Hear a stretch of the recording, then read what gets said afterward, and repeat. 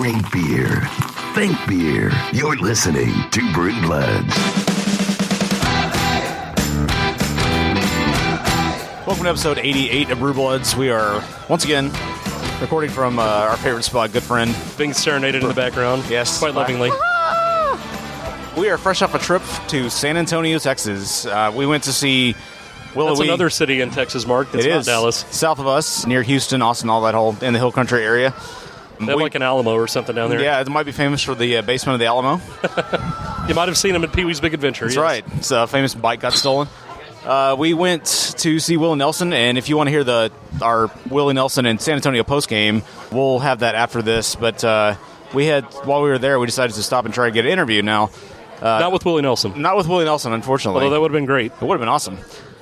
But we had the notion of trying to interview Scott Metzger at Freetail Brewing, and I wanted to talk to him because he was very vital in getting the brewpub laws changed in 2009, 2011. Kind of like we talked to Michael Petticolas about changing Plus, we like laws. to talk to breweries at any chance we get anyway. Yeah. But yes, that's a very good specific that's why reason, I was interested in him. I've never had his beer or anything like that. Unfortunately, the day of, on Friday, he canceled on us that morning. He had some emergency he had to go take care of. So he offered up the guys from Ranger Creek Brewing, which is located in northeast San Antonio. And they're actually one of the few San Antonio beers we do get here. Very quickly, the guys from Ranger Creek responded. Only one of them was available. TJ, he's one of three co-founders of Ranger Creek Brewing. You get one co-founder, that's still pretty good. Yeah. It's just it was Dennis, TJ, and Mark are all the three that started the brewery, and we managed to talk to TJ at the brewery in the tap room. TJ Miller, and he talked to us about the history of the brewery, and they're the first and probably only brew distillery in Texas. And that means they hold a dual license to be a distillery and a brewery. And I don't know much about the distillery scene, but TJ does get into that across the state, which is pretty interesting. Right. And there's a whole wide range of subjects in here, some which we didn't expect to get into, but we did. And hopefully you like just talking about alcohol, because there is some distillery talk. There is. So after we talk to TJ Miller here, we're going to get into our San Antonio postgame, what we thought about San Antonio and Will Nelson. So here's TJ Miller from Ranger Creek Brewing.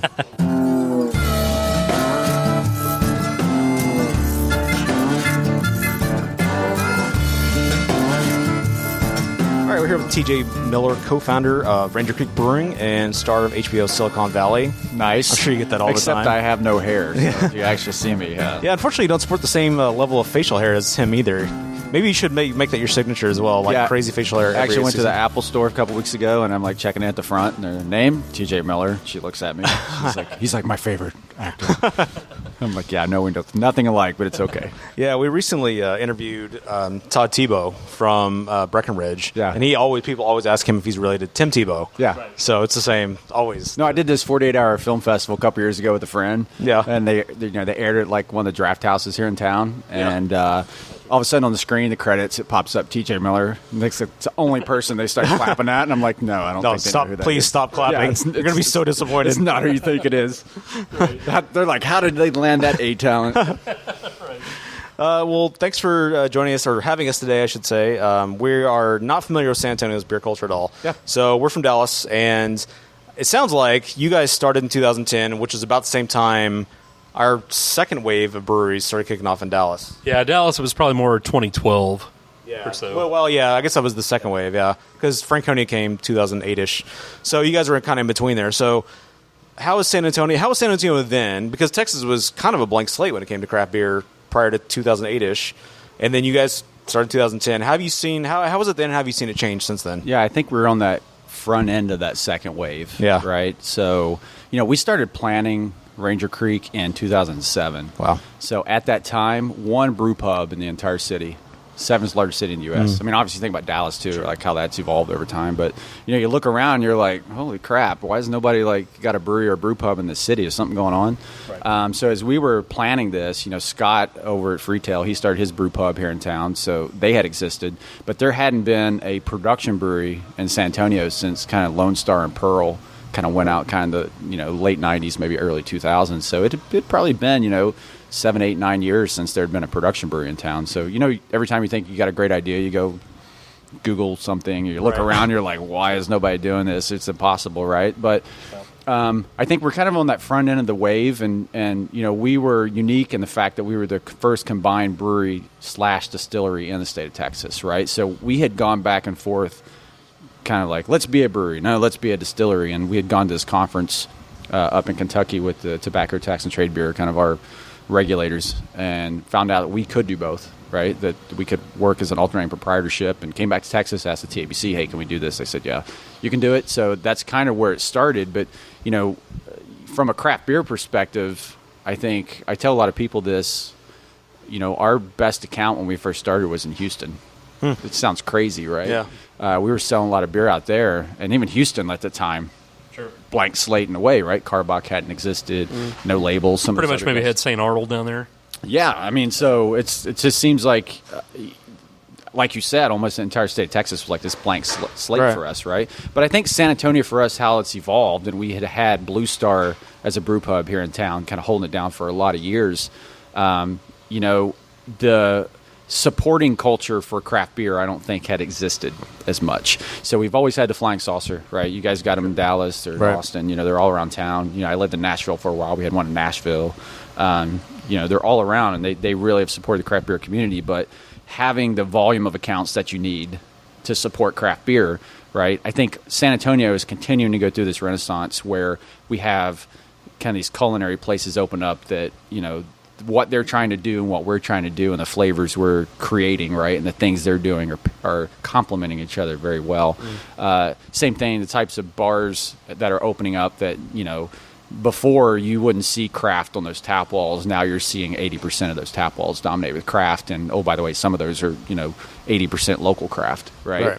So I think it's exciting for us to see how that's evolved. And I think we've helped be part of that, starting that, and everything from starting San Antonio Beer Week with some of the other breweries here in town to get that going, to help these accounts kind of understand what craft beer can be and what it can do for those consumers. Even if I think about the food truck culture, how that's exploded along with it's kind of parallel, craft beer, and it's just everything coming up together. Craft cocktail culture kind of came along at the same time, so you guys kind of had both paths. So we've kind of felt like, for us, craft distilling is where craft beer was late 80s, early 90s. I still think it's very nascent in that regard, right? Where it's like there's so much opportunity. And for us, we've always wanted to be known as a whiskey distillery, right? Yeah. We do everything here from raw grain all the way through the process. We do it the hard way. Stuff sets in barrels 2 to 4 years. It's a lot of waiting time within that. But, over the years, there's two different. You could get into kind of the dirty side of distilling with this as well, which is a lot of guys are buying stuff from other places outside of Texas, but bringing it in and slapping a label on it and they're saying Texas on it, right? Everything we're doing here is some raw grain. It's a lot harder, but we feel like it's a more enduring way of doing it, and we've been doing this now for 6-7 years. We've gained a lot of knowledge about how whiskey ages in Texas, right? We've done a lot of experiments, and so these are years-long experiments and agings, and it's not simple like you turn a beer around in 3 weeks, 4 weeks, you know what you got. Well, that's what I've always wondered about, because as much as I love beer, I've always been interested in distillers myself, and how do you start a distillery, especially in this modern age? It's not like you can... Jameson has all these, these decades and decades and decades of culture behind them. Financial culture, I should say, that they can afford to start a new distillery and experiment and whatever. Like, how does a modern distillery start up when it takes so long to get a proper aged whiskey out there? I mean, I would imagine for you, because you have beer, you can support that financially through your beer growth. You can supplement your financials for whiskey and kind of offset that. Well, I think that was kind of the thought in the beginning, where it's like, hey, we can start 2 businesses for the price of 1.5. Right, yeah. But that never works out that way. It's everything's got its own level of finance that you need with it. But I think there's 2 things to your question. I think there's an education component to it. Maybe I'll kind of tag legality onto it. But when craft brewing was legalized back in like the late 70s, right? You can make beer at home easily. Right. Lots of guys are doing it. It's grown over time. It's one of those things when people come here and talk about making beer at home, I'm like, look, dude, you can get in trouble with this real fast. You can go from a beer kit somebody bought you at Christmas to $5,000, $10,000 in your garage, right? And you're like your wife is upset with you, Yeah. and it's one of those things. But I think that's helped. If you look at a lot of the breweries that exist that have grown here in Texas nationwide, you see these guys at conferences and stuff. I mean, people have grown up from home brewing, right? And maybe they go work for a brewery and they learn some more skills and they take it and make it professional. With distilling, it's illegal. It's moonshine. Yeah, you can't make the bathtub gin anymore. Right. Because you might blind somebody. You might. There's reasons you might. Yeah. And look, I grew up in West Virginia, so I know. There's still moonshining out there? Of course. Yeah. Why wouldn't they, But I think there's that component which hinders the craft distilling movement, which is how do you get the knowledge to make anything, right? And it's either you're going to do it illegally and not get caught, or maybe you do it illegally and get caught. Right. Or you just start a distillery with no knowledge. Yeah. Right? And you might go bust because your product is not great. Right. And so I think what you end up having is a lot of guys that are starting, we said earlier, they're buying stuff from other people and they're doing it because, one, they just don't know what they're doing. Right?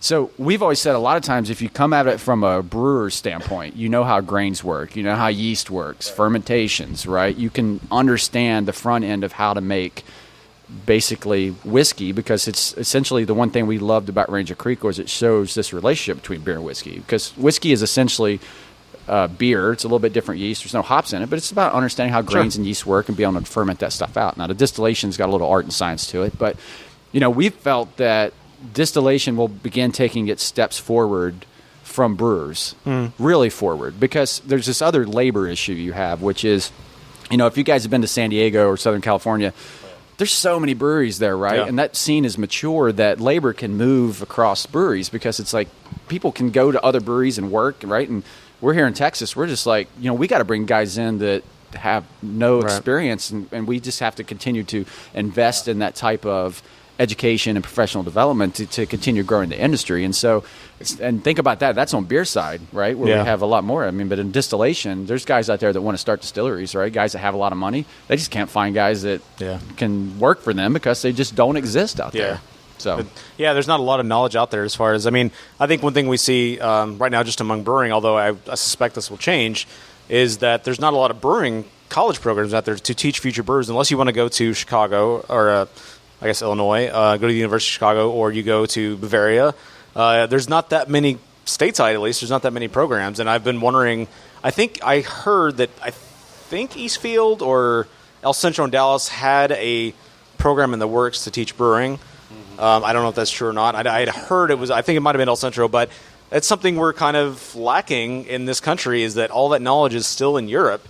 And it's either passed down here, you either experiment through homebrew clubs, and it's passed down from friend to friend or from brother to brother or sister to sister or whatever, or you go somewhere, you travel far away to go learn that knowledge and bring it back to the States. But the same thing with distilling. Like, I couldn't tell you how to go make a glass of whiskey. I have no idea. I know some of the theories, but I like all the interests involved. Like, I want to learn. I'd love to make some bathtub Irish whiskey, but I think there's a certain amount of being in the mountains, having on the job training, right, to do that sort of thing. So kind of the places you're talking about, like with Siebel, I think is what you're talking about, kind of in Chicago. It's, you can go through different levels of courses.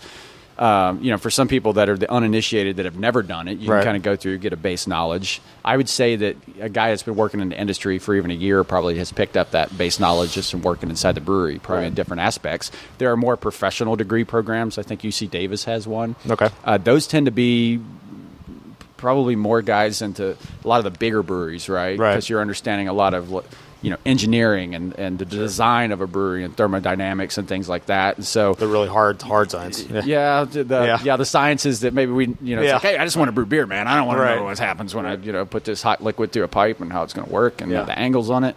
So I would agree. I think that craft brewing and to distilling, I'm thinking, Europe is probably, if you're going to get that experience there. But again, we've got enough craft distilleries popping up that we're going to start having that type of expertise, I think, be more prevalent in the market. Maybe, I think Texas has kind of become, of most regions of the country, maybe a leader in kind of whiskey, right? Because we've had Garrison Brothers that was early on. We've had Balcones. obviously us, guys that are making stuff from grain all the way through. So, I think that it's just going to take time for this to continue to mature. I know up in the DFW area we have Witherspoon, I believe. I don't know if you've heard of them. But I sure have. Yeah, that's the only one I'm familiar with, actually, out of locals. But yeah. Well, there's like the Firestone and Robertson, I believe. They've got like the TX whiskey, if you've seen that one out there. Yeah, and again, without getting into the specifics of this, some of that's being made, some of it's not being made. Sure. So I'll allow you to explore that without, Right. Usually when people come on a tour, I'm like, hey, if you want to get off to the side and tell me what's in your liquor cabinet, and I'll tell you whether it's quote unquote made here or not, then I'll do that sort of thing. Sure. So just given the state of craft beer in 2010 when you guys started versus 2017, again, we're more of an expert in the DFW area, but it seems to be the case across the state that it's kind of blown up in the last 5-7 years.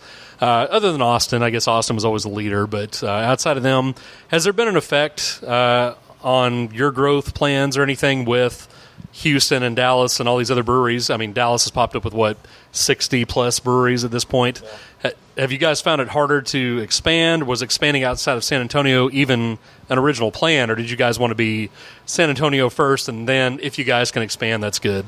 Yeah, I think we got pulled into some of these markets early on, but I think what you see breweries do now is you have to defend your home turf. Sure. Mostly because I always, if you walk into a liquor store, a grocery store, look at all the beer on the shelf. There's so many SKUs. It's like, how do you decide, right? And it's like, how do you get a rebuy on some of that stuff, right? It's like, well, a lot of the craft consumers are like, I want to keep trying the new and something different and something new. And it's like fashion. It's like whatever's in season. Yeah, you can see I'm wearing my hoodie right now. I'm really whatever's in beer fashion. Styling it up right now. Yeah. So it's like, well, how do you choose and how do you get a repeat buyer? Because, breweries have to build their revenue plans on selling beer and reselling beer and getting loyal consumers. So I think that's why I wouldn't call it retreating to your home market, but focusing on your home market is probably very important for most breweries right now, especially as we have such a proliferation of SKUs, right? Because I don't, you think like, I got this great brand, I'm gonna launch this thing in a big city, right? Oh, San Antonio, it's a huge city. Any other city, it's like, it's not that easy. You really got to go put some work into it and to do it. And there's been a lot of talk about, hey, is craft beer in the bubble? Is it going to bust? Yeah. There probably will be a shakeout.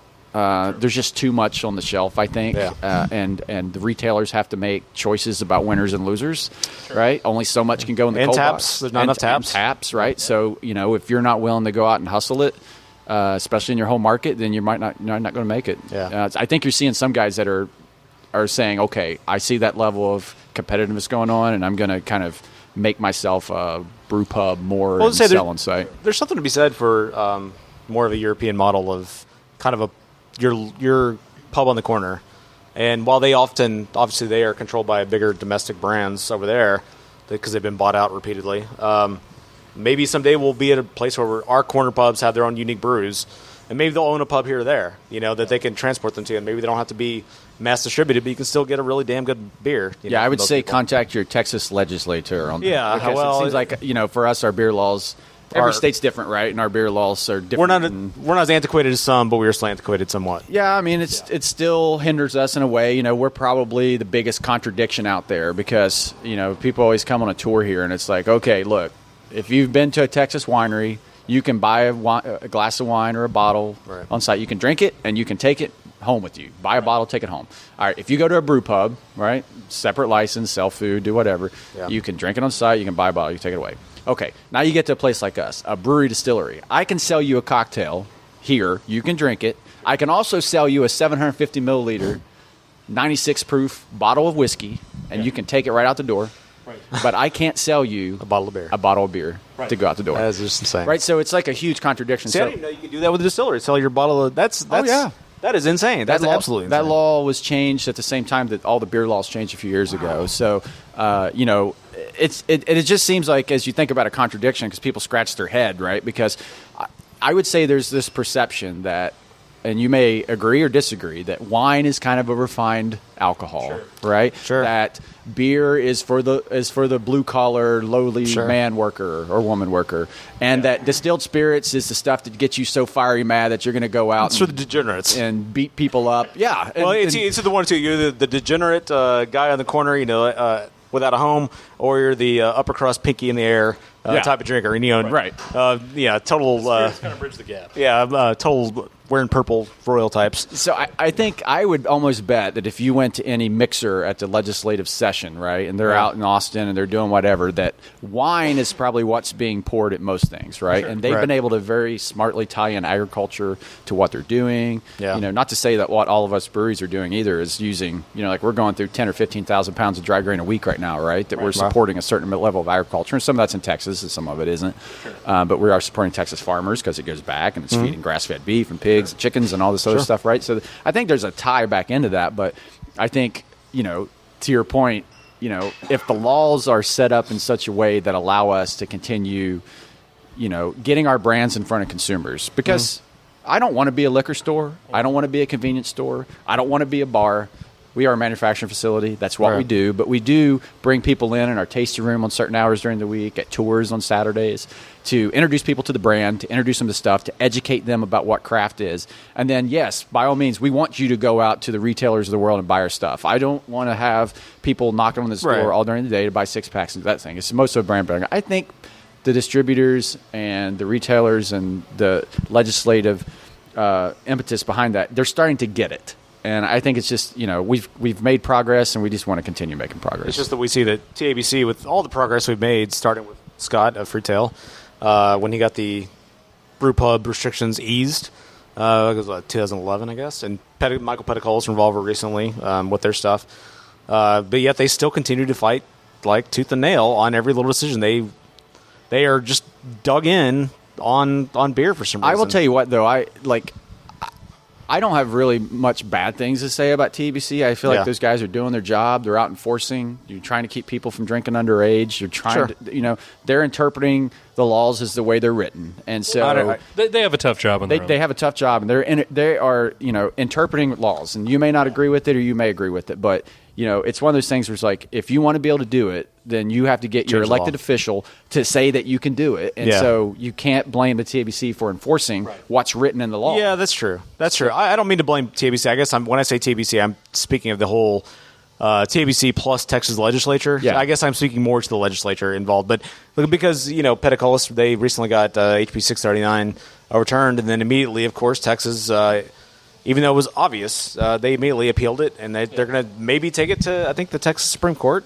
I mean, but again, that's why there's an interpretation. That's why we have a court system. That's why we have co-equal branches of government or whatever. We don't want to get into a political conversation, but it doesn't make sense sometimes. Yeah. But I feel like in the end, if you want free market, if you want to grow local business, if you want this, I think everybody will eventually come around to it and realize that, hey, look.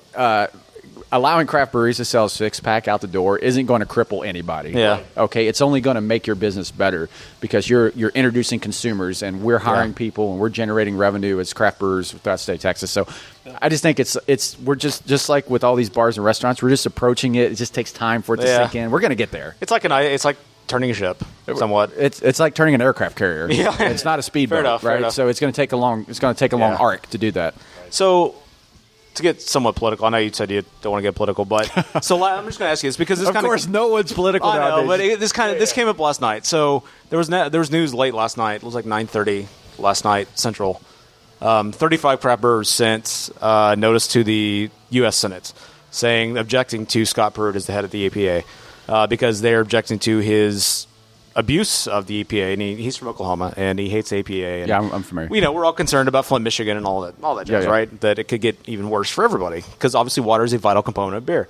So, how important do you think it is for beer to stay in politics? Because beer and the beer industry has been a victim of politics, going all the way, obviously, back to Prohibition and probably way back before that. If you just go back to Bavarian tax laws, they've always been the victim of politics. And occasionally winning here and there, as you said, we're trying to turn an aircraft carrier. Alcohol has always been intimately involved in the politics of the nation. Right? You had the whiskey rebellion simply because they wanted to tax the crap out of these guys that were making whiskey, right? So they basically go into Pennsylvania.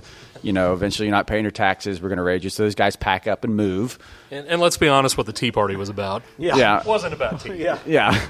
And basically, obviously, don't mess with people's alcohol. Seriously. Right, exactly. Right? It's the same way the reason Prohibition fell. I mean, politicians were still drinking liquor during Prohibition. Absolutely. Let's not be stupid about the whole thing, right? So, I mean, but it's just, I think without being political about it, I think the way I see our consumers is that it doesn't, really matter whether you're a red or a blue or a green or an independent. Was that white? I don't know if they even give them what color I don't know nowadays. Yeah, but green is its own party. the way we approach it is, if you like beer, let's, we can sit down over a beer and talk about our differences of opinion on how to do things. Right. My thing would be at this point, and without saying that we submitted letters about Pruitt being EPA head, right, and all the other things that go with it, that as long as we can have a rational conversation based on facts, if we can agree on facts and start the conversation there, then we can figure out solutions. I just feel like we're at a place now where we can't even agree that things actually exist, that the sky is blue, right, and other things. And I think that, to me, is part of the most concerning part, and that's why I would probably understand that why, at least for brewers, where we talk about quality of water and things like that, all that's important, right? It doesn't, we got people, where my parents live, fracking, in the ground, and they're living on well water, and they're very concerned about whether or not that's going to be good, right? Or that, you've got, coal mines that can dump stuff into the river, right? And you're talking about, well, does that make any sense to you? And some of that's political, and some of it's not. Some of it has real implications. And I think for any of us that have such a raw materials in our process that's that important, then I think that people are going to be concerned about it. But I think let's agree on the facts of does it make sense to even do this in the first place, to kind of do these types of things, and then let's figure out what the solution is. I feel like we're just like creating straw man problems to solve them at this point. It's a frustrating problem, and a lot of people, because I this came up in my mind last night. I was just browsing through the news and I saw this, and I thought about, well, when celebrities speak out, they tell them, oh, stick to being a movie actor, don't espouse your opinions. And then the craft breweries turn around and they issue this letter to the Senate, and it's like, I would imagine there are a number of consumers that are like, stick to making beer, stay out of the politics. But at the same time, I feel like, as Anthony Bourdain has said many times, food is a great uniter. I feel like drink is a uniter, sometimes a divider, depending on your attitude at the moment. It's not whiskey; it gets you red. Depends on the moment. But it could be a divider, uniter, whatever. But I think food and drink can be a uniter, and I can see how some people would be very frustrated by that. The craft beer industry sticking their nose into politics, but at the same time, I can see them being a force for good, not only in just this issue, but the green industry as a whole. Because you see a number of breweries making green efforts across the board to try to recycle water. I mean, everybody's a citizen regardless, right? And it's like, you should be able to stick your nose in wherever you want to, right? Yeah. And it's frustrating. I just think it's, everybody should be involved. Everybody should be educated, and you should make decisions based upon fact and what's best for everyone, regardless of your party affiliation. And that's why I'm going to go back to facts again. Facts are key. I just feel like we have lost the ability to recognize facts. Thank you. I appreciate that. And I couldn't run this business if I didn't agree that certain things were true and certain things were untrue. I could bury my head in the sand and pretend like they're not true, but then again, I would probably be out of business at that point. Yeah, fair enough. Well, I won't ask you questions about ice.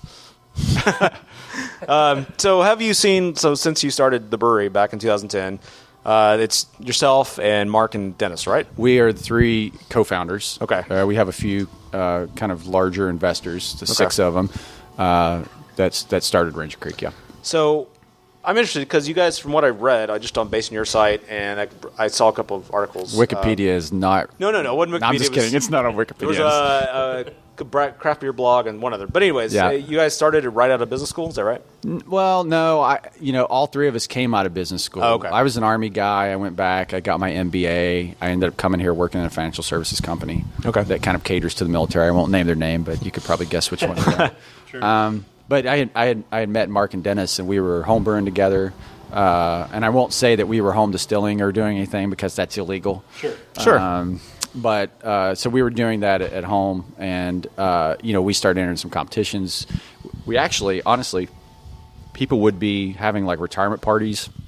And I remember there was like a Notre Dame alumni party one time. We knew somebody, and they were like, "Hey, would you brew this beer for us?" And they're like, "Okay, what style do you want?" And so they get it with us ahead of time. We'd brew it. We'd make a special label, and then we would show up to these parties and pour beer for people and ask questions and get feedback and do that sort of thing. And it just kind of was one of those things that kind of led towards where we were going with it. Right. And then it's like, you look around, as I was saying earlier about opportunity, and you realize there's no microbrewery in San Antonio, the seventh largest city in the U.S., right? And you're like, oh my, what's that all about, right?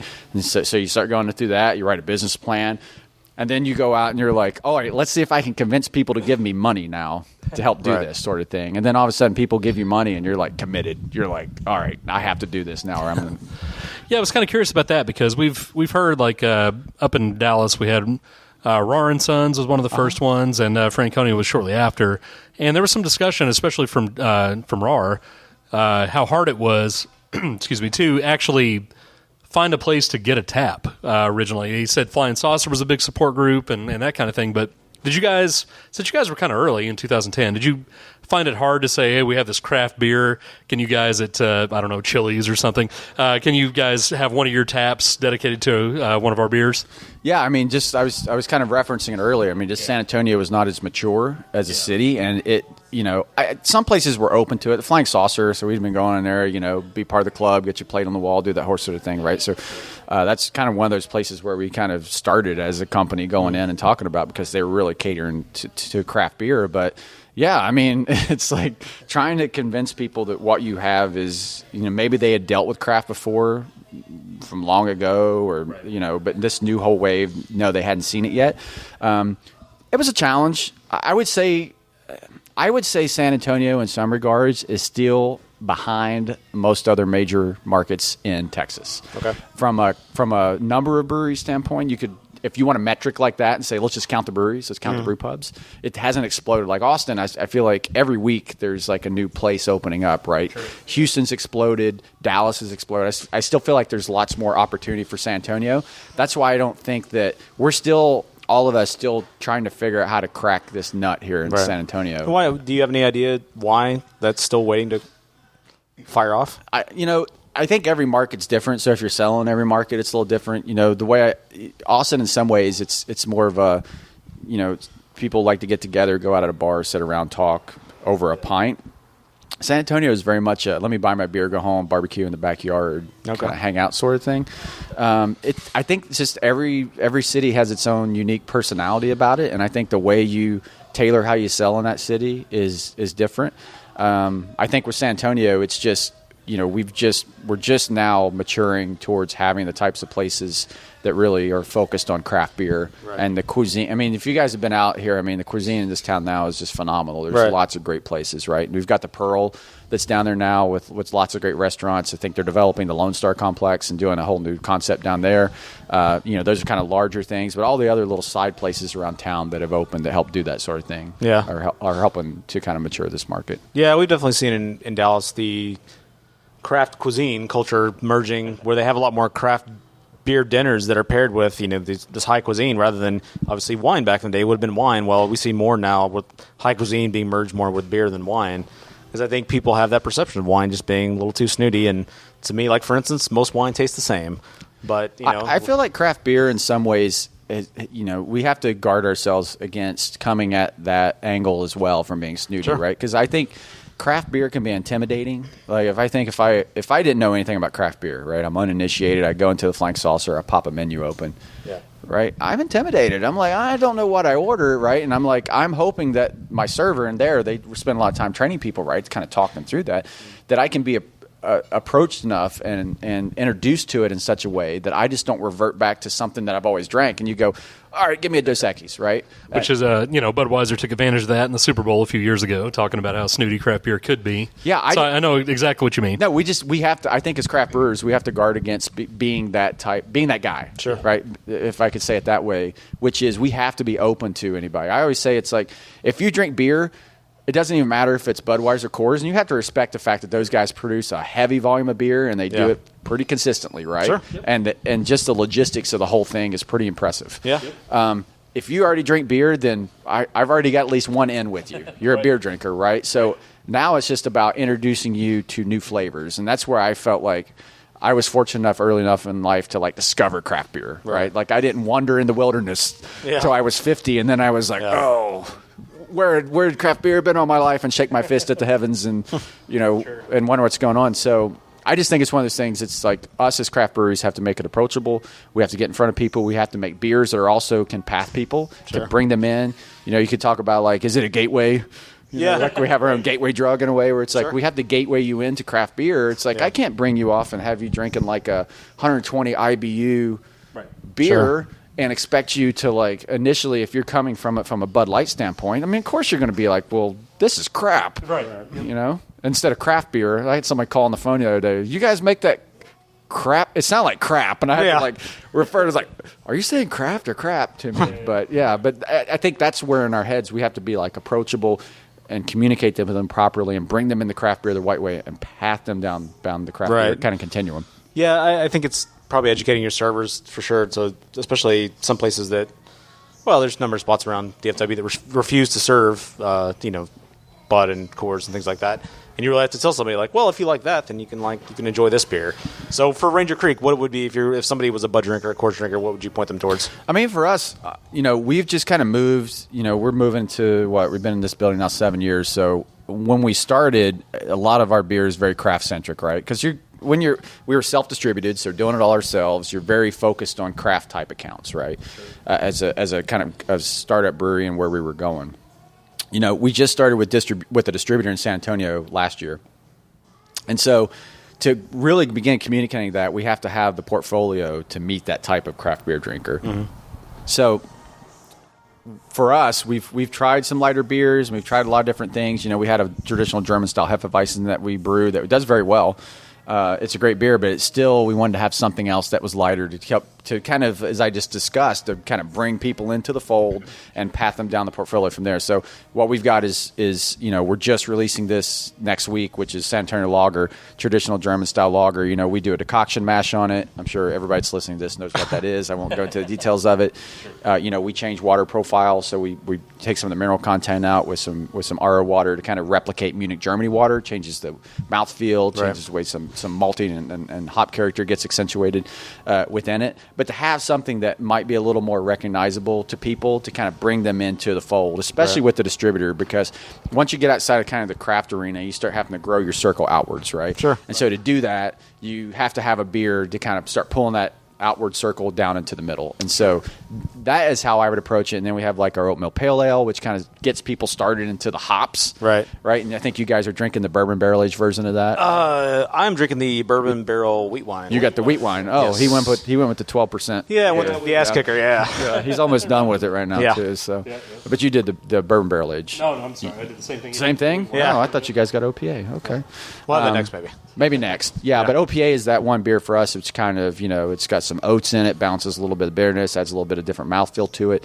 Brings people into hops because we're using like Citra hops in there. So some people were like, "What'd you guys add into this? Do you add like some type of citrus or something?" It's like lemons or oranges. No, it comes all from the hops, right? And so I think that surprises a lot of people when you can educate them and they kind of taste that. And then it's not like, I think some people hear hops, right, but they don't really know what hops is or how they're used in the process. And so as you can explain it to them and get them to approach it and go, wow, this has a whole bunch of flavor, right? And then it's like, oh, now I'm not afraid anymore of something called a pale ale, right? Or something with hops in it. Maybe you try something with too much hops and you might be like, oh, I didn't like that. But at least you're not afraid anymore to try it. Right. Sure. Yeah. So we should note, by the way, if I read right, this beer is being brewed in conjunction with San Antonio's 300th anniversary? Yeah. So one of the things that, we had San Antonio Lager in the works since July of last year.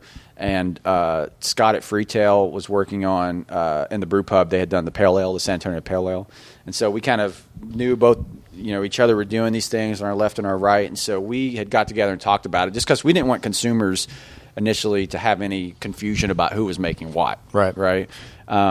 So what we talked about was how we might be able to do that, but also with the 300th or tricentennial, obviously, of San Antonio being next year, how we might be able to come together and kind of help highlight that. So this beer that we're releasing next week, San Antonio Lager, will be kind of the first in that. And so it's our first beer in cans as well.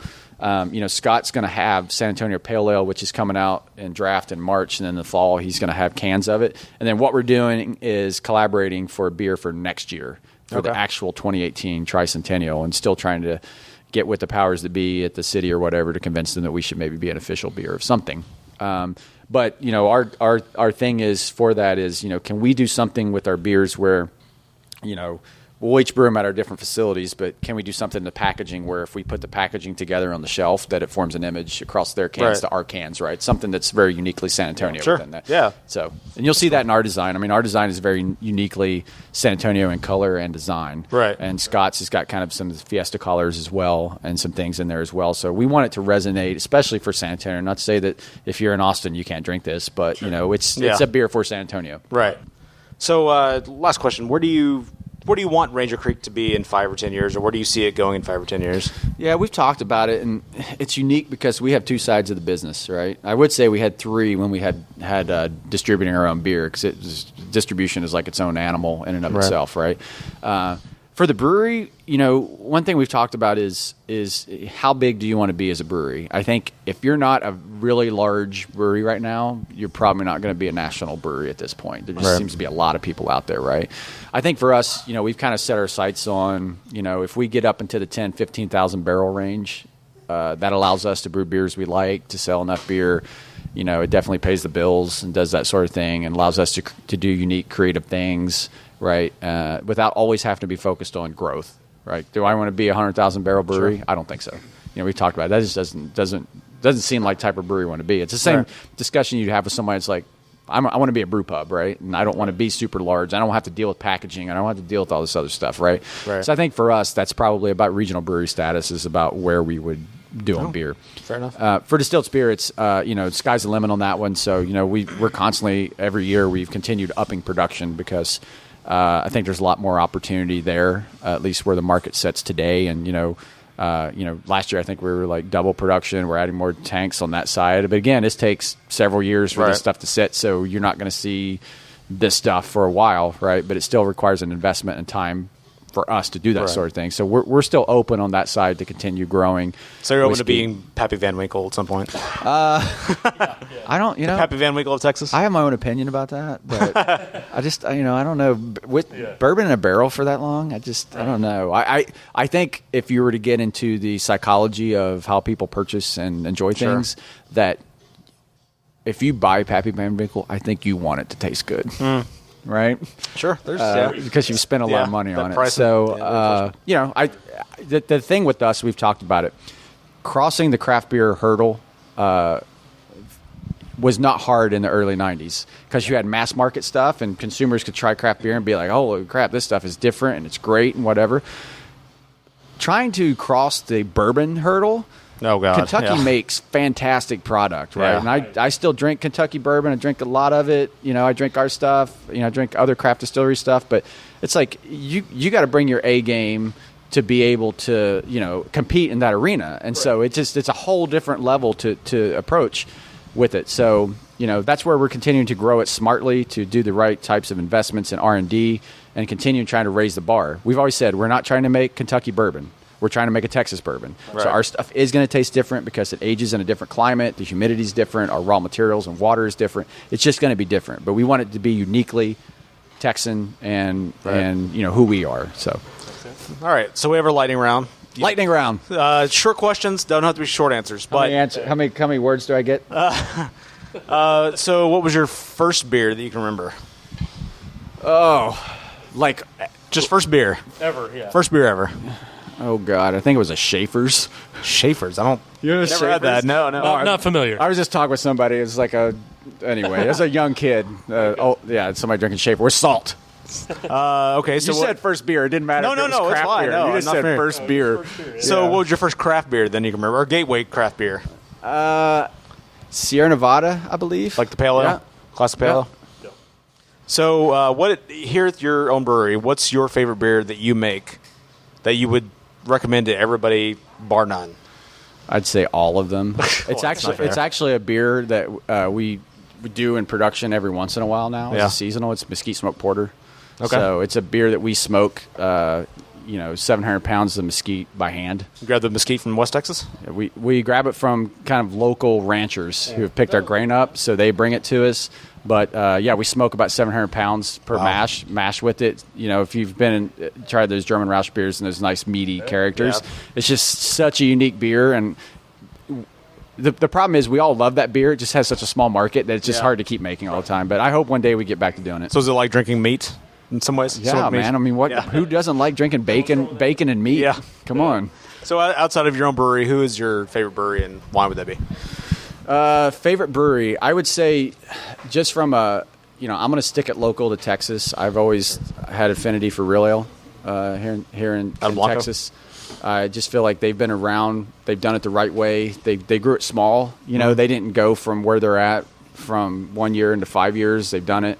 Brad up there has done a great job of creating the beers they want to do and treating his workforce right. So, from a brewery owner perspective as well, I just, I think about what beers I drink all the time. I was like, I'd pick their stuff up in the store and drink it anytime. So this is actually something I forgot to ask you earlier, but obviously every brewery has their own philosophy. What is Ranger Creek's philosophy in brewing their beer, like for your portfolio? Yeah, one of the things we really focus on is we want to use local ingredients anytime we can. So if it's local, like we do a beer every year called Strawberry Milk Stout. So we get strawberries from Poteet, cut them by hand, put them in the boil, put them in the fermenter.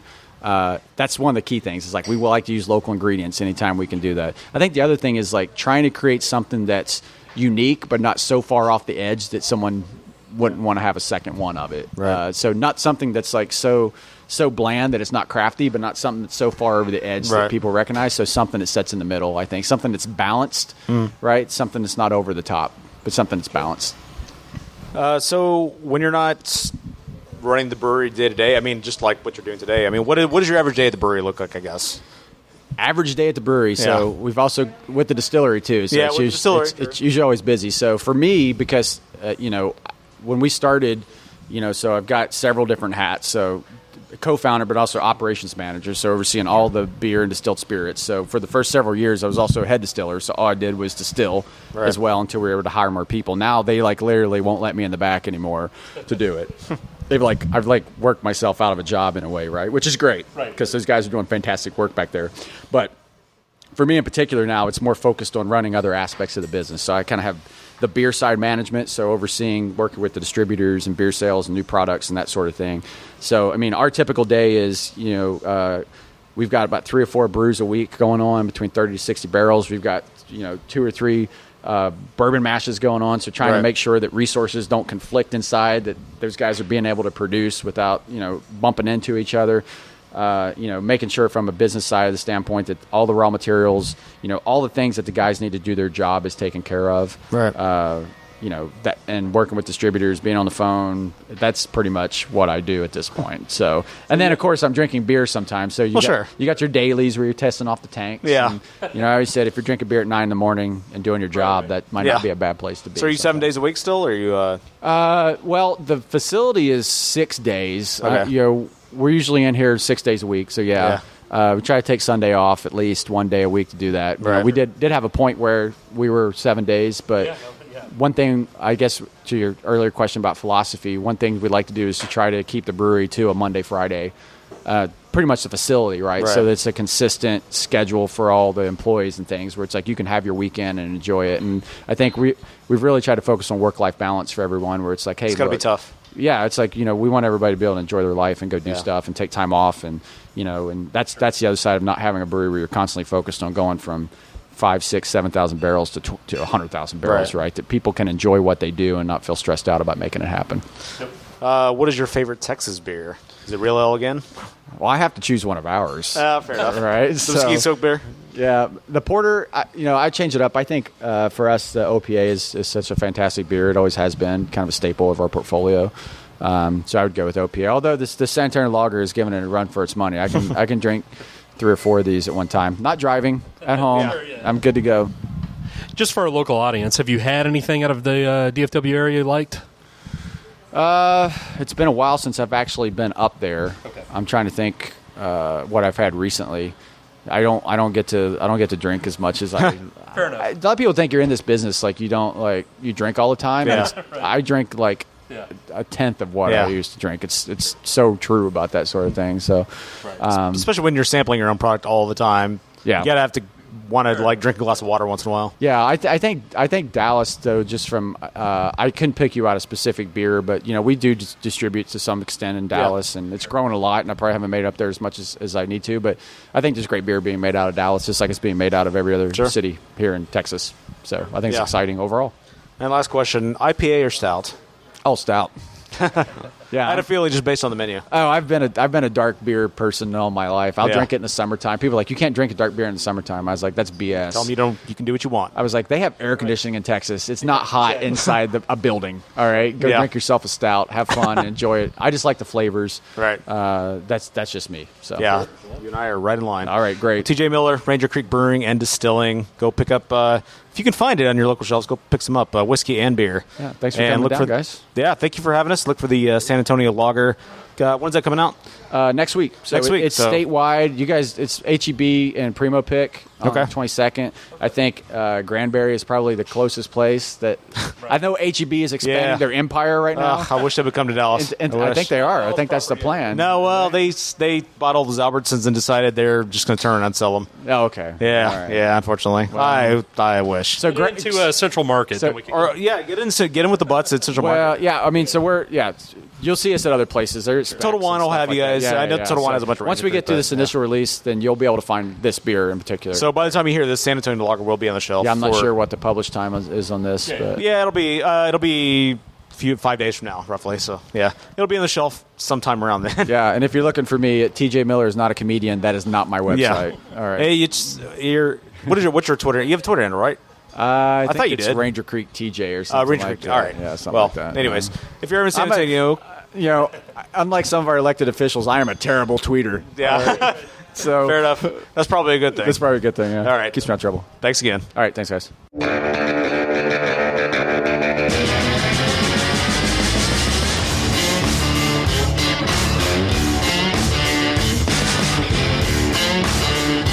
Sponsored by BBQ Apparel.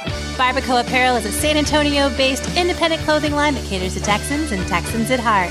To find out more about BBQ Apparel or to buy your favorite taco tea, go to bbqapparel.com.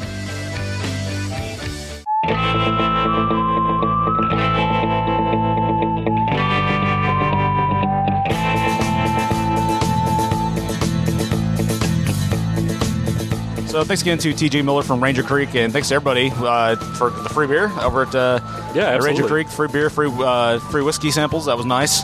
Oh, you got that free too? That's nice. Could be wrong. Maybe I'm not gonna. Maybe not. I had to pay for my stuff, so scratch that. No, thanks for all the free drinks. We really appreciate it. Thanks for the great talk. Yeah, it's a very in-depth discussion, and we didn't necessarily go in that prepared for that interview, but I think it turned out pretty well. Yeah, I mean, we've done enough of these. I think we can somewhat wing it. Yeah, somewhat. All of our questions were initially tailored for Scott over Freetail, so we kind of had to scramble, and I was worried our questions were going to be too generic, but ended up turning out pretty well. We could have prepared, but we decided to drink on the river instead. Well, there was that. And, but, it still worked out. Yeah, so let's get into San Antonio. I hadn't been to San Antonio since I was a kid, and... Really? Okay. Yeah. It's the third largest city in Texas, I believe. Yeah. Yep. It's... Houston, Dallas, San Antonio, and then Austin, I believe. Well, DFW together is 2. Oh, is it? Okay. Yeah. So, anyways, third largest city in Texas. There somewhere too. I don't know exactly where. And they are famous. They have We're not very good Texans. Yeah. They have a number of armed forces bases there. They have one of the largest stock shows in the country, which is why Willie Nelson was there. Right. We went to see Willie. And they have one of the cooler downtowns, probably the coolest downtown in Texas, I think. It's definitely up there. Yeah. I mean, everyone, we are from Dallas, and I will frankly say everyone has a better downtown than we do, including Fort Worth. It's not hard to do, yeah. If you wanted to go to downtown, go to Fort Worth, not Dallas. Yeah. Yeah, there's nothing to see except a lot of homeless and, loose dogs. There's stuff around downtown, like uptown and Deep Elm, that's nice, but downtown proper, specifically, not much going on. It's better than it used to be, but still not too good. It's still got that faint taint to it. Yes. There's a few fancy restaurants, but nobody really hangs out downtown. But yeah, Houston's better, San Antonio's better, Austin's much better. Austin's probably got the best downtown. Yeah, that's probably true. But San Antonio, it depends on if you want that Riverwalky feel, which is very unique, or if you just want a lot of cool different places to hang out. I think Austin probably offers more of that. I think Austin's more bohemian. Yeah. San Antonio is more like, it's like the middle-aged I don't know. San Antonio is like a destination to go, like part of your ass off type thing. The Riverwalk's kind of a like clubbing on a fake river type vibe with a bunch of margs and Tex-Mex and It's cool though. It's for those who haven't been downtown. It's there's the area called the Riverwalk, and it is exactly what it sounds like. There's a big river flowing down through downtown, and one of the places you can walk around with open container, right? Exactly. Which is few and far between in Texas. Yeah, it doesn't happen very much. And there's boats giving people tours up and down the river, and there's tons of bars and restaurants and up and down the river. You just walk up and down drinking and having a good time. It's really a lot pretty. Of eating and drinking. It's really pretty down there in the Riverwalk too. Yeah, and they do some minor boat tours. Elena and I went probably about 3 or 4 years ago at this point, and we did one of the boat tours. And they're a little cheesy, but at the same time, it's kind of cool. It goes down some of the architecture, some of the specific buildings and time frames, and how the river was built and how it works and all that kind of stuff. So and learn about the history of Texas and if you want a little bit of that, it's not bad. It's like $5. It's not a big deal. Or they have the taxis also that'll take you all around if you need to do that as well. Which that whole area, the Hill Country, the San Antonio, Houston, Austin area is where a lot of the battles for Texas independence were fought. Sure, yeah. And of course, San Antonio being most famous for the Alamo, which is where the martyrs of the Alamo all died fighting against Santa Anna. Right. And would later then we stole his leg and wouldn't give it back to Mexico. Exactly. As you can see in King of the Hill. And that would later lead to, they would become kind of the symbol for the Texas Revolution against Mexico and lead to the Battle of San Jacinto, which they would later win. Yep, absolutely. Independence. But small, tiny history lesson there. Yes. I enjoyed San Antonio. I think it's definitely more family-oriented than something like Austin is. I think Austin is definitely more for the swinging single. Yeah, I mean, if you're a swinging single, I'm sure you can have quite a good time on the Riverwalk, too. Probably. But, yeah, it's a little more... Austin is more of the swinging hipster. Yeah. And when I say hipster, I just mean like younger crowd, I guess. I mean, depends on where you go. There's parts of Austin that's fine for people in your mid-30s, too. But, like, you go to 6th Street or something if you're like a young coolster that just wants to go have a blowout. If you want the Texas version of Bourbon Street, right, where people are vomiting on the street and, things like that. Yeah, the Riverwalk is not that. No. It's definitely like... Although there are drunk people that fall in the river all the time. So. Oh, yeah. There are no rails along the Riverwalk, so drunk people and a river don't make for a great combo. Right. An open river, yeah. So it's a fun town. Yeah. If there's also like SeaWorld down there and what's the amusement park they have? Fiesta Texas. Yeah, they got that. Yeah, things like that. But it's definitely not. I don't think it's a place I would return to like yearly. Like I could see myself Austin, but but it's definitely a fun downtown area. Yeah, once every, 5-10 years maybe. Yeah. Yeah, it's just like I don't have like a strong attraction to go to Fiesta Texas or SeaWorld. So, sure. Outside of that, and I'm not a big sports fan, so I don't really care about the Spurs or whatever else is down there. That's it. That's all I have. Well, there's some other major stadium down there that we couldn't figure out who played there, so. I know the only major sport they have is Spurs, but... Right. Well, there was some giant stadium. Yeah. So we were there to see Willie Nelson, and... the reason we went to San Antonio was the tickets for Willie's Dallas show back in December. It was a lot smaller and a lot more intimate. Yeah, it was at the Granada. It was a 2-night show. And I had tried to get tickets, and I had them in my cart. And within the first minute, and I went to pay, went to the next screen, they took my tickets away from me. And the whole show sold out within 23 seconds, both shows. And then if you wanted to get tickets, they were like $300 or $400. Yeah. Yeah, apparently the bots just went wild, and... The Granada got a ton of criticism for that. Sure. So we went to the next best plan, which is San Antonio. We could have gone to San Antonio, or we could have gone to Lubbock, which was out in way West Texas. Or Oklahoma. West of where we grew up. So yeah. WinStar probably would have been the second best choice after San Antonio, but still. So still Oklahoma. Yeah, we decided to go to San Antonio. Because we've been to WinStar before, and it's not the best viewing experience. Right. So we went there, and he was playing after the stock show and rodeo, and it's... Like I said, it's one of the biggest stock shows in the nation. We, amazingly enough, decided to skip the rodeo, which started at 7 and didn't show up until 9:30 when he was going to go on. Yeah, we drove about 5 hours from Dallas. Kind of initially, we thought we were going to be in a hurry, but we found out he wasn't actually going to go on for 2 hours past the end of the time listed on the ticket. So when we walked in, the first thing I noticed, it was at the AT&T Center, which is where the Spurs play, and I noticed that I was probably the only person in the entire building wearing cargo shorts. Yeah. And we were definitely among the few gentlemen not wearing straw or felt cowboy hats. Yeah, I was going to say, going in just in a T-shirt and jeans, I didn't really fit in either. I felt really out of place. there was a lot of cowboy love in there. There was a lot of, I don't know, just an element that even though we live in Texas, we don't get around too often. Just not a common thing. Yeah, it's not necessarily anti that element, just not a thing I'm around much. Well, despite the popular notion, like, yeah, we see people with cowboy hats, sure, on regularly, but it's not like every other person in Texas is wearing a cowboy hat at all times. Like, here at Good Friend, I see not one person wearing a cowboy hat. I see one baseball cap. I do see another guy with cargo shorts, too. Yeah, exactly. I see a few people with khaki shorts of any variety. Exactly. But this was like kind of like cowboy prom season, I guess. Oh, yeah. Cowboy absolutely. prom, because everybody's dressed to the nines in their duds. And the funniest thing I believe I saw was two macho cowboy guys behind me coming up and ordering some kind of fruity mixed drinks from the bartender. Cranberry vodkas. Yeah, it was cranberry vodkas. Yeah, and they weren't for their wives; they were for them. No, they were for them. I did not expect it, just based on them talking and how country they sounded. Not exactly. Doesn't normally mix. Doesn't with really line vodka. up. But it's a delicious drink. Yeah, sure. Nothing wrong with a cranberry vodka. Yeah, absolutely. They ordered 4 of them. If you want to get drunk and clean out your urinary tract, that's a good way to do it. There you go. So one thing I've always wondered is, this has been popular fashion for cowboy hats for a long time, is the really skinny, like methed out skinny guy that's super tall, string bean, that wears the giant cowboy hat that's almost the size, it's like a white man's sombrero. Right. That has like the red piping on it. And then the front is so big, you could like shovel an entire, like a mess of enchiladas on that thing and scoop it into your mom's mouth or something. Sure. What is the deal with that hat? I can't begin to speak on cowboy fashion of any kind. It's so big, it's literally like those methed out cowboys. It's almost as wide as their shoulders. I don't understand that look. I don't think I've owned a pair of cowboy boots or cowboy hats since I was like 10. It's one of the odd things. Like, other than that, I mean, redneck fashion is kind of consistent generally.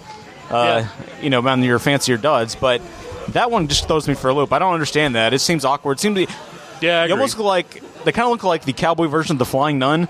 To issue a popular reference, a modern reference, Sally Field's The Flying Nun. Right. They might just fly away to some comedic situation at any minute. Some cowboy comedic. Maybe it's possible. Maybe they'll fly away to be dragged away to Green Acres to deal with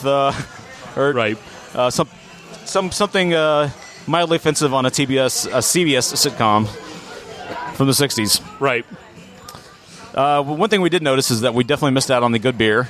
True. I opted for Shiner. You found a Miller Lite because it was just a generic beer booth, and then we turned a corner and there was Gene Simmons rocking. I love this rock and roll beer. Rock and Brews or I don't know. We have one in Plano that we haven't been to. Yeah, but it's supposed to be. Which we may at some point. Yeah, it's supposed to be a craft beer bar. And we noticed that after we'd already gotten our beer, and so you said they did have Freetail in there, and they had a few others. Yeah, they had a few local San Antonios there for sure, and Lagunitas and Epic and stuff too. But still better than your generic Miller Lite, right? So we missed out on that because once you get in your seat at a concert, this was just it's a full-on stadium. It's kind of hard to get out and get beer. Oh yeah. We were near the top also. Yeah, we had nosebleeds as we found out. It didn't seem that way in the diagram, but and whatever. There were $30 each over ticket price too. Yeah. So we did miss the opening number, which is Whiskey River by Willie Nelson. Right. We were in line to get my wife a T-shirt, and I didn't think it was going to go on for a while because it looked like they were still doing the rodeo, and there's supposed to be a 20-minute intermission, but they just went right into it. I guess because he's 83. Yeah. And he had to probably already had his Metamucil and ready to go down for the night. But whatever it is, yeah. And we should note that before we get into rampantly complaining about him, he is coming off a long illness, right? And he is 83, so those two make for probably really tough to perform after that. And this is his first performance back after being ill, so right. And he had canceled several weeks worth of shows. Yeah, and I will say one really cool thing about his setup, which I think other musicians could do in major venues like that, is he had a rotating stage. Yeah, I so everybody cool. got like a front view of him. Yeah, and I think most people should do that if you're in a circular stage. Don't like the Garth Brooks one. I guess he kind of ran around to the different areas, and maybe that's just because Willie's a lot older, so they didn't want him to have to move as much. But still, I think the rotation, you could leave the whole band in place and you just move them around, and everybody gets a view. Yeah, I thought that was pretty cool.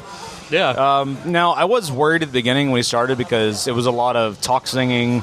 Rather than sing, he would hold his hand up to his ear and have the crowd sing for a while. Right. And I thought, well, 83, sick, whatever. I understand it. It's really disappointing, though. Yeah. And I was worried for the rest of the show.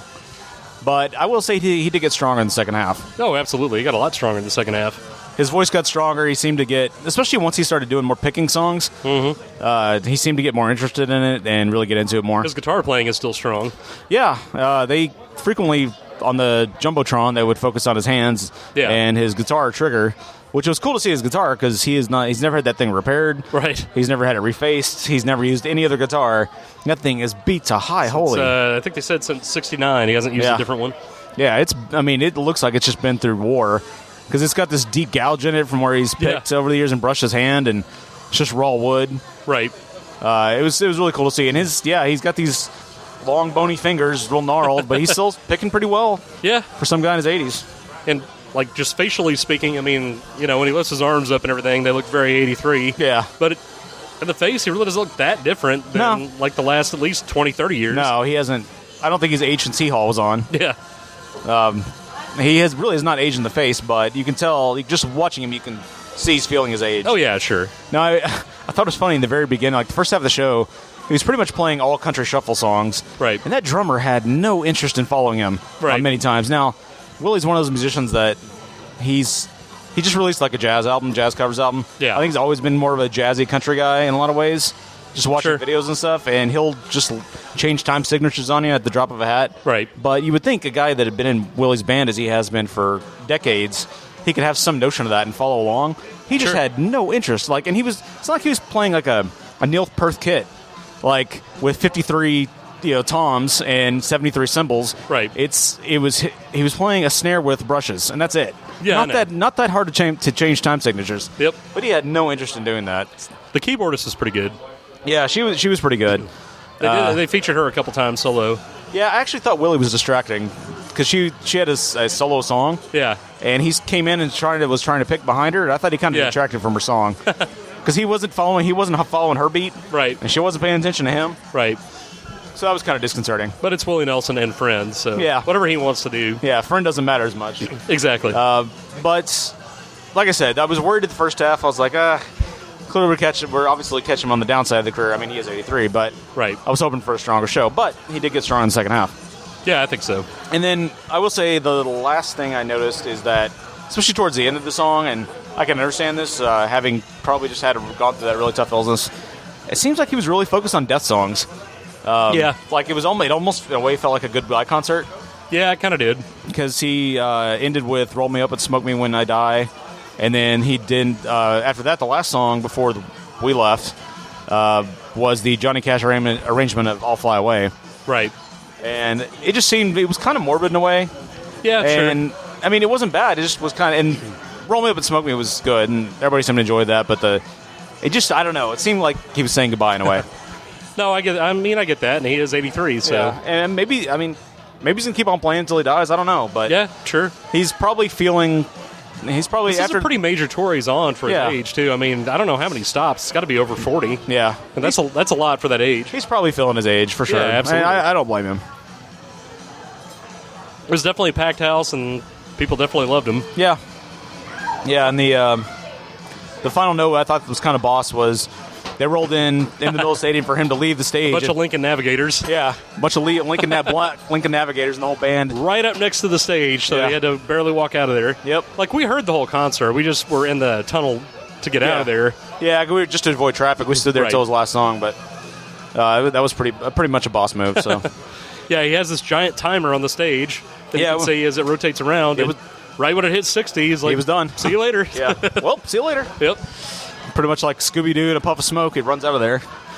But I would still give it 2 flaming thumbs up. I liked it. Oh, of course. I mean, I regret never having seen Merle Haggard or Waylon Jennings or never got to see Johnny. I'm glad I got to see Merle once. I'm glad I got to see Willie Nelson. So, I give it 2 thumbs up. It's definitely, if you respect that era of country music, and you have to go see him. As someone who's also seen, another old performer in Bob Dylan who doesn't have it anymore. Right. It's nice to see Willie, who actually, for most of it, still does have it. Yeah. Like, he's not going to be as strong as he was when he was 50. Yeah. But he still has it pretty much, and his voice is not gone, and it's pretty strong. So I feel like if he does it too much longer, he might be kind of pushing it. But for now, I would say if you get him on this tour, I think he'd still be pleased. Yeah, it's definitely still worth the watch. I think it's worth the price of admission.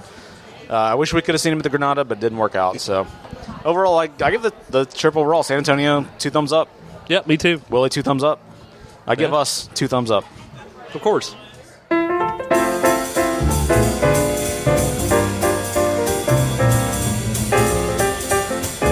All right, well, thanks for listening to episode 88 of Brew Bloods. Thanks for listening to the show. Thanks for all your support. Thanks for sticking around through a music review if you did. Yeah, thanks for listening to the postgame show, the San Antonio postgame. If you do us a favor, release a review on iTunes. We would really appreciate it. Check us out on the social networks, Tumblr, Instagram, Facebook, and Twitter. If you have any feedback on the show, you can email us at brewbloodshow@gmail.com, and you can call us at 469-573-BEER. That's 469-573-2337.